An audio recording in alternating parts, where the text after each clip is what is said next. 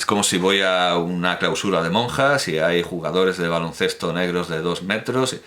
Eso, una clausura de clarisas, por ejemplo, no es. Lo explico. El actual abad del monasterio Shaolin, y primero en ser nombrado por las instituciones comunistas de China, pero reconocido por los monjes supervivientes de la dispersión a que lo sometió la gran revolución cultural proletaria, que lo habían instruido, fue alumno de los monjes que volvieron después de la revolución cultural, y que además estos monjes pues, no tendrían muchas ganas de volver a ser azotados con cadenas. Este abad, este primer abad comunista de Shaolin, patentó el nombre del monasterio como una marca comercial ligada a sus actividades deportivas. La cofradía de la Esperanza Macarena de Sevilla hizo algo parecido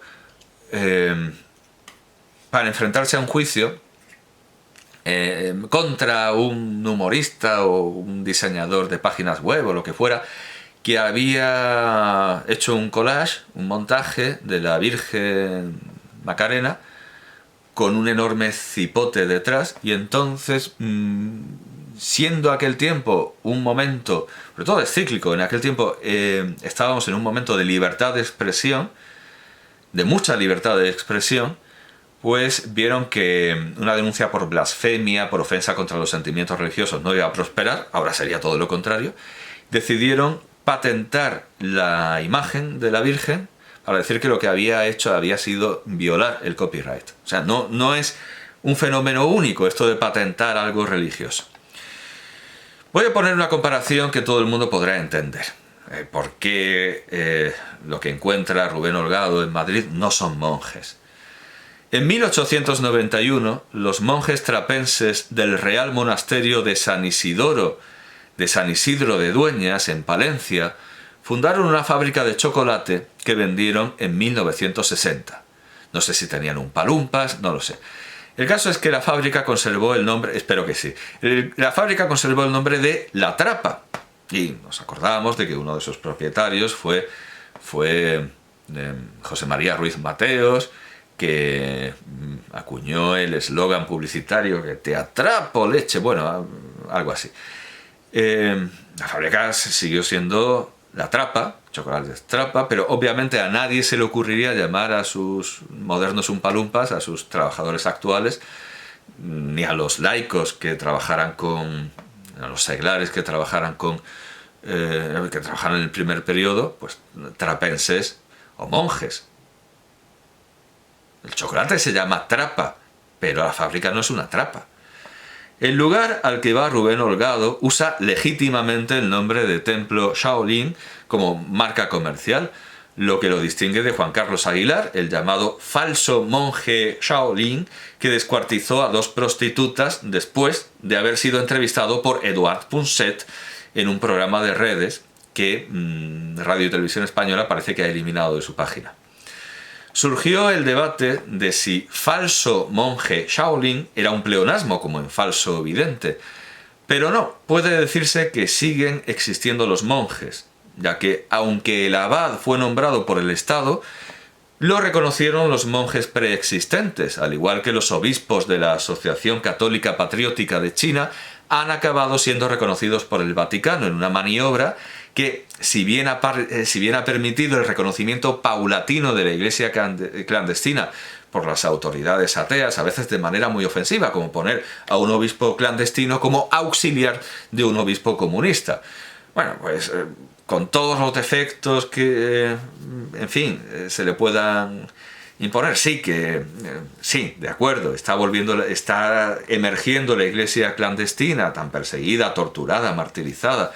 Pero claro, todo esto ha supuesto una derrota pontificia en retrospectiva, no solo en la oposición a la constitución civil del clero durante la Revolución Francesa, sino es también una derrota muy a posteriori de la querella de las investiduras, porque se ha vuelto al estado previo al concordato de Worms, se ha vuelto a que el Estado le dé al obispo la mitra, el báculo y el anillo.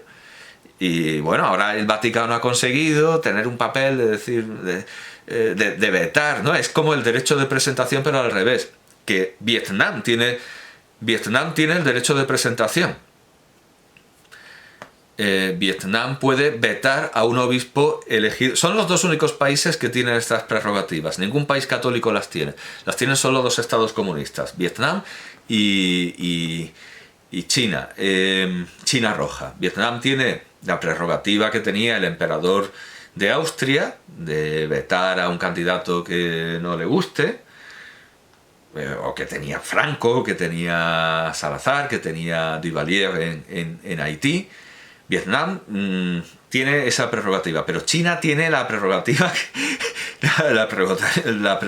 que tenía el emperador del Sacro Imperio Romano Germánico antes de la querella de que el imperio perdiera la querella de las investiduras, y el concordato de Worms llegará ahí a ese término medio que era el derecho de presentación.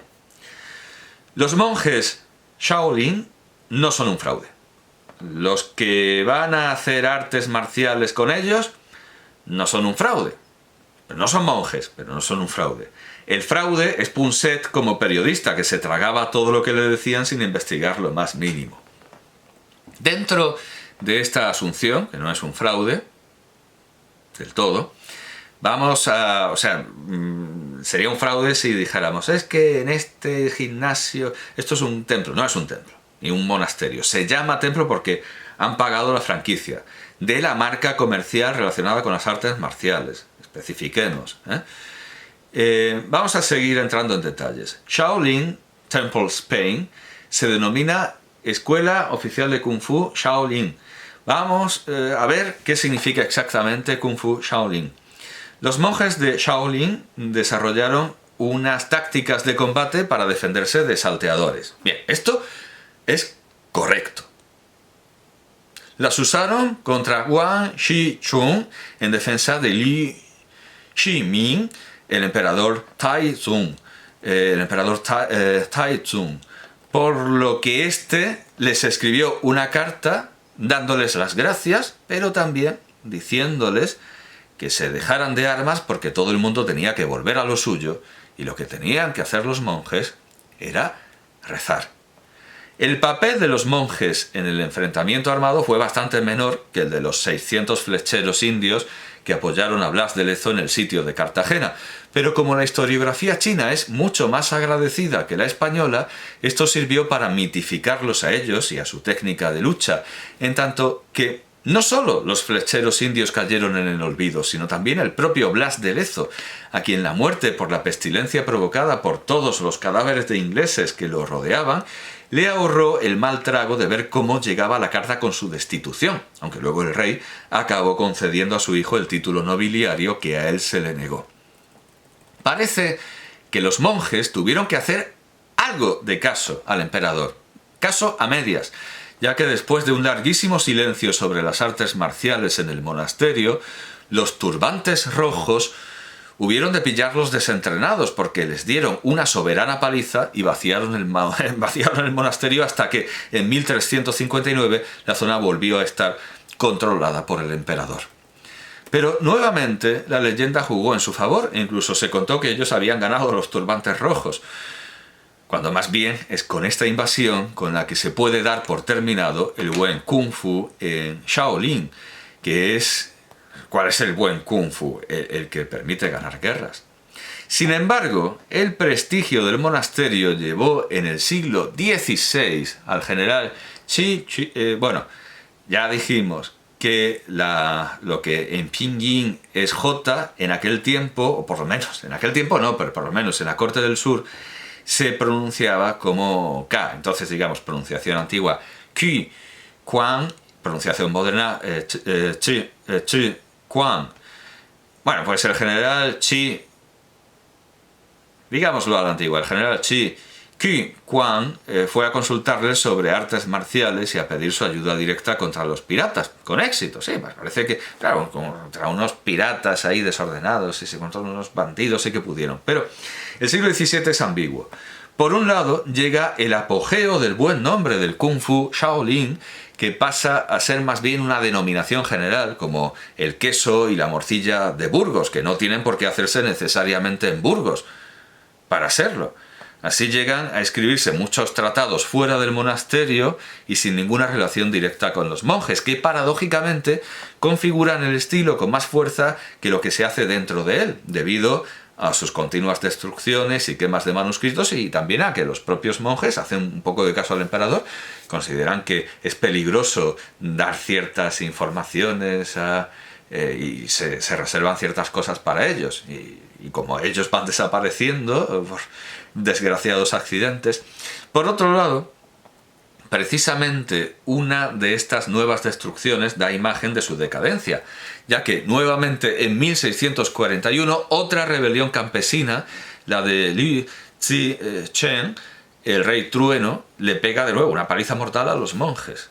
En el siglo XVIII el Estado vuelve a consultarlo sobre artes marciales, pero al saberlo el emperador Qianlong se opone radicalmente, quejándose de que los que van a formarse al monasterio suelen acabar como bandidos y rebeldes. Les prohíbe practicar artes marciales, aunque siguen haciéndolo clandestinamente, hasta que en 1828 el abanderado Wanyan Yingqing, tal como cuenta en sus memorias Huellas de ganso salvaje en la nieve, memoria ilustrada de mi vida predestinada, fue a visitarlos. Les dijo que sabía lo que estaban haciendo a escondidas, les pidió una exhibición y desde entonces se sintieron autorizados, por esta aprobación de Lin Qing,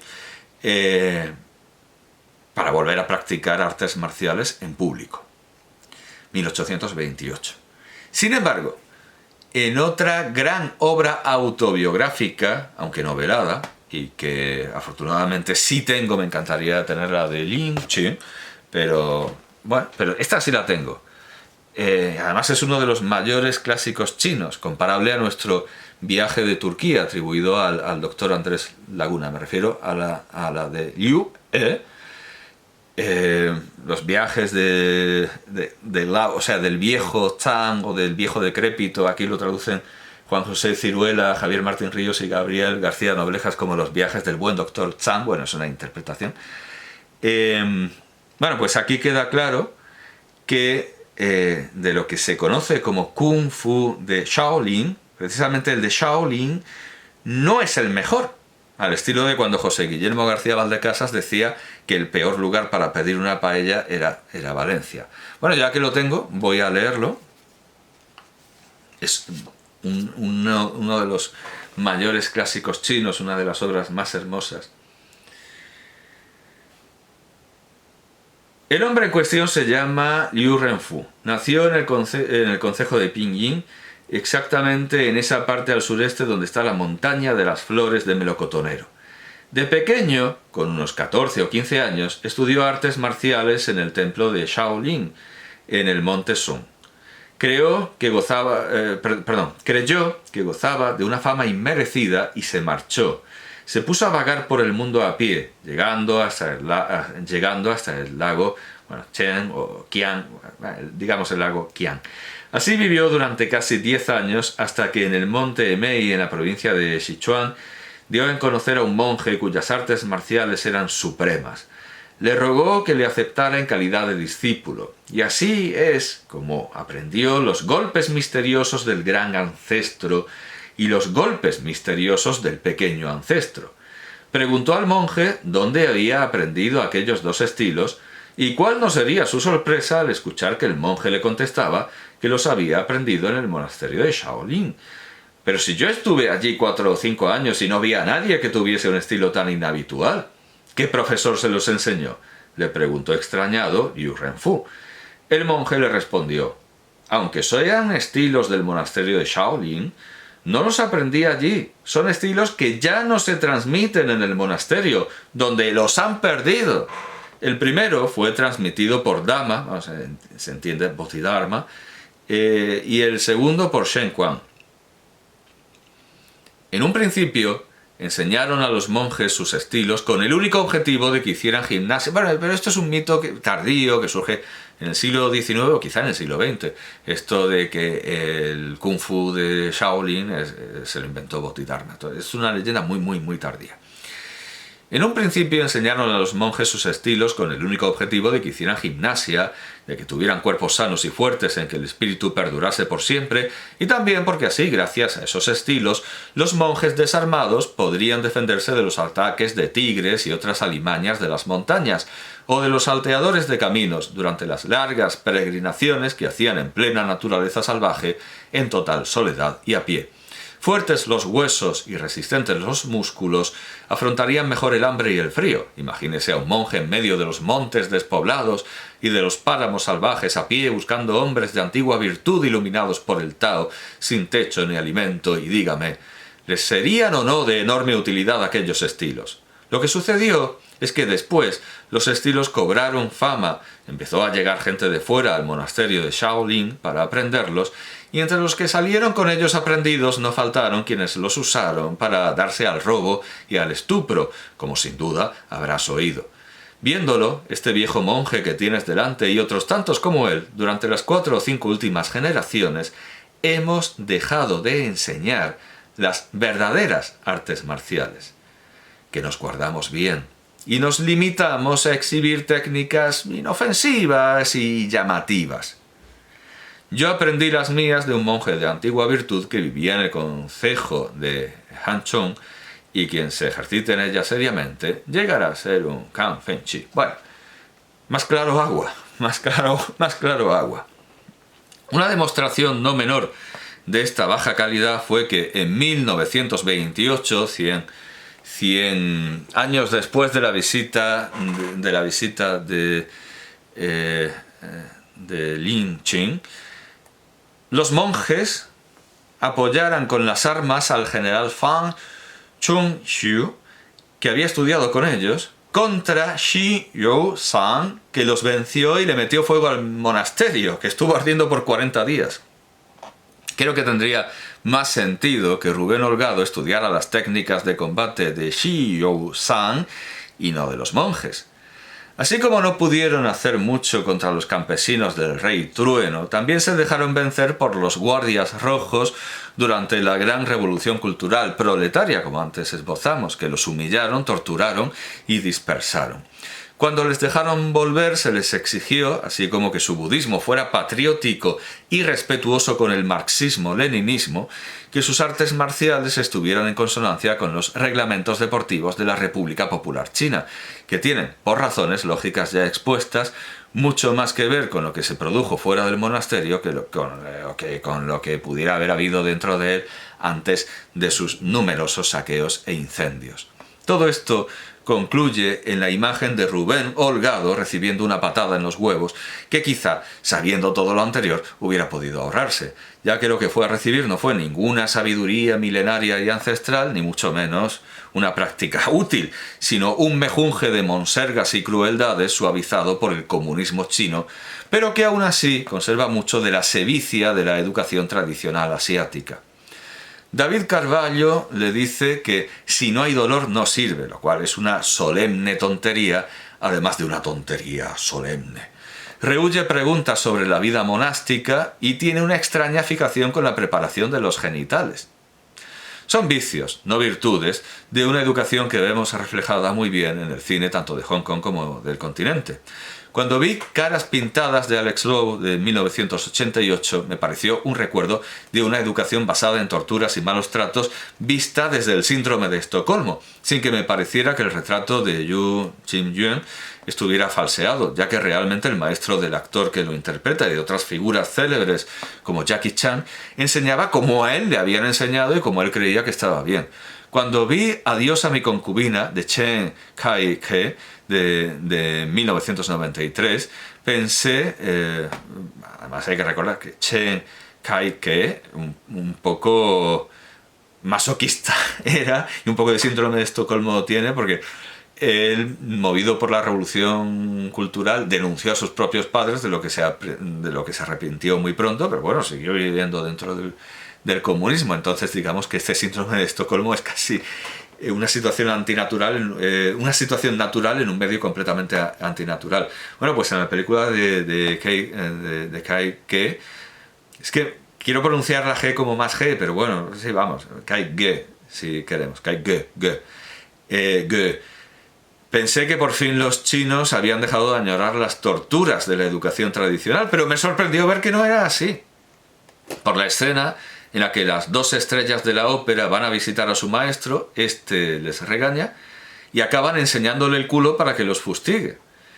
Hay un enorme masoquismo inveterado en la sociedad china, que podemos extender en realidad a un verdadero sadomasoquismo, no hay más que ver su cocina, que sin duda, y visto lo visto, Rubén Holgado comparte. Esa educación de los circos chinos, eso lo refleja muy bien Luis Pancorbo en su documental de otros pueblos sobre China.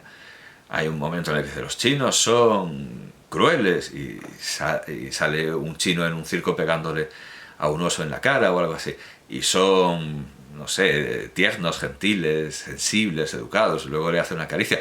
Sí, bueno, pero el latigazo se lo ha llevado, el fustazo se lo ha llevado. Bueno, sí, que Rubén Holgado un poco masoquista es, sin duda alguna. Así que como realmente parece disfrutar de estas cosas, no sé si alegrarme o entristecerme porque David Carballo tomara venganza en su entrepierna en nombre de los mineros javaneses a los que no ha vuelto a hablar, sino para decir que eran felices con poco y siempre estaban sonriendo. O sea, es como decir, yo les iba a dar 600 euros, pero como he visto que están tan felices y siempre sonríen, pues yo qué sé, no le vamos a dar nada, vayamos a estropearlo. O en venganza de los trogloditas filipinos desnudos entre los que se paseó con botas de caña alta, encarnando la imagen kawaii del colonialismo. Para estar seguro de que lo de la financiación de la operación ocular quedó en nada, he visto una entrevista suya de 2024 en la cuenta Golden Circle, titulada "Me jugué la vida para cumplir el sueño", y yo esperaba decir el sueño de que el padre del minero volviera a ver, no, el sueño de ser youtuber.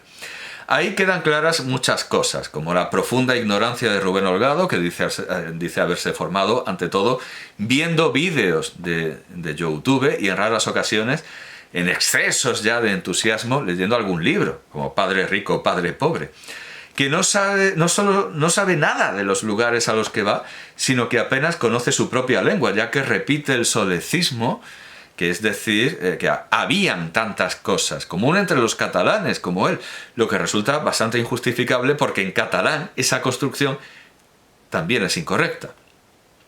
Queda claro que su mente es esencialmente empresarial, de tiburón de las finanzas, que en la mina no solo les hizo perder el tiempo rescatándolo, sino que además destrozó una tubería, que efectivamente es un seguidor de MrBeast, de donde sacaría la pésima idea de lo de los 10 céntimos por seguidor, que además no tiene ningún sentido comercial, porque se cobra por vistas y no por seguidores, y si quería crecer, bien podría haber usado la campaña para la operación en plan Paco Sanz.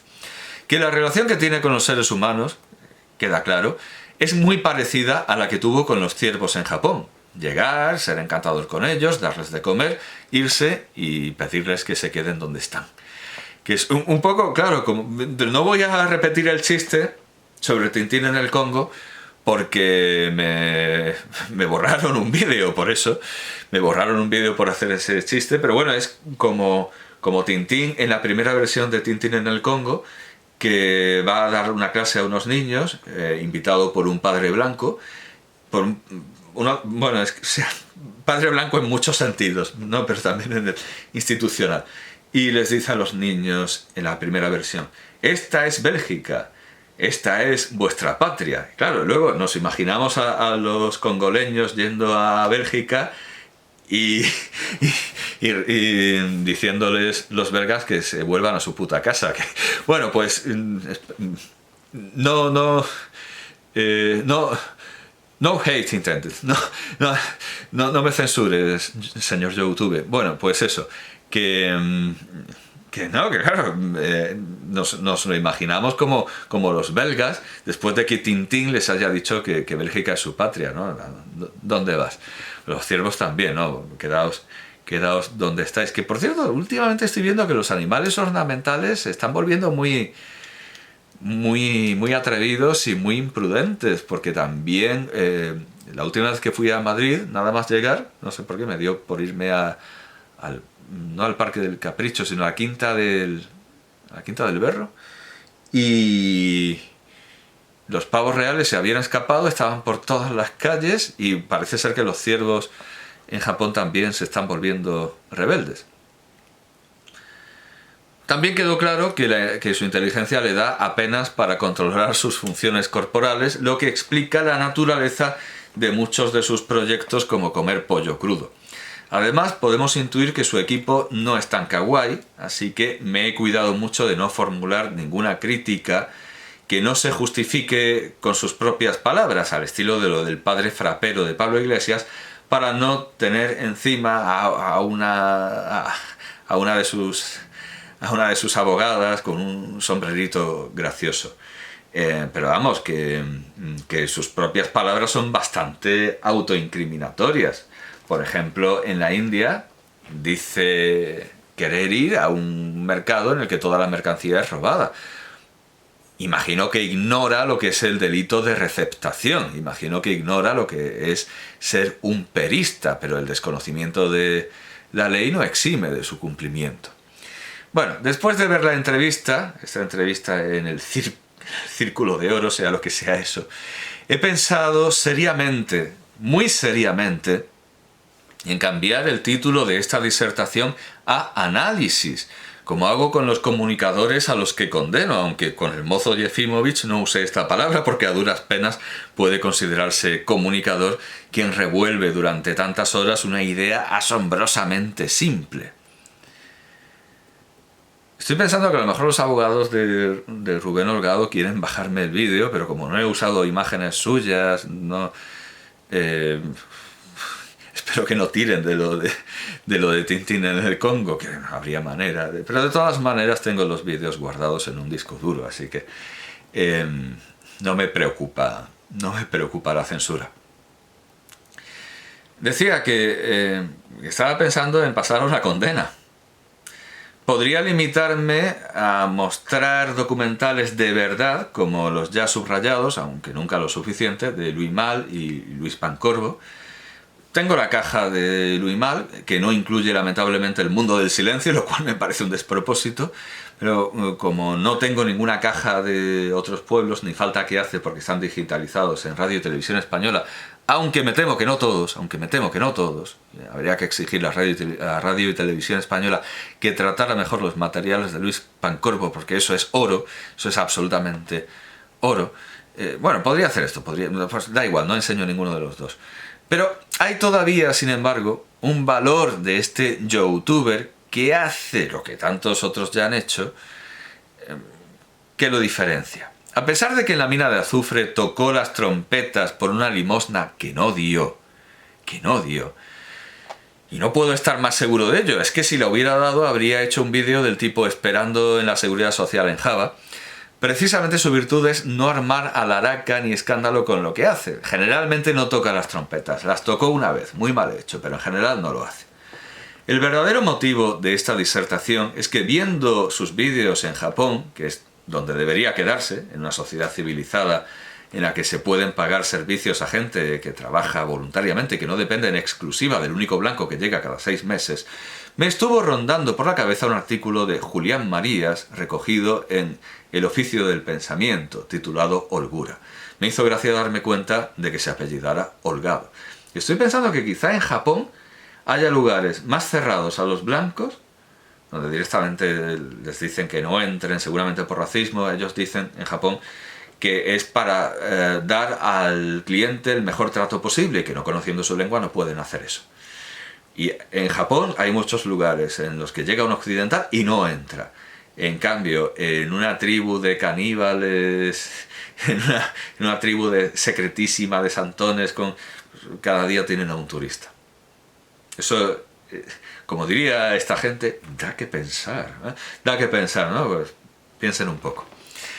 En 3 palabras, o sea, el título del artículo es 3 palabras. En el artículo 3 palabras, es un artículo que buscaba orientar en las elecciones del año 2000, Julián Marías amplió sus observaciones, no solo sobre la holgura, el sosiego, también lo trata en algún otro artículo, con algunos ejemplos de... Me parece que del autor de los movimientos o los levantamientos. ¿Cómo se llama este autor? Oye, a lo mejor tampoco es él, ¿verdad? Pero el de los movimientos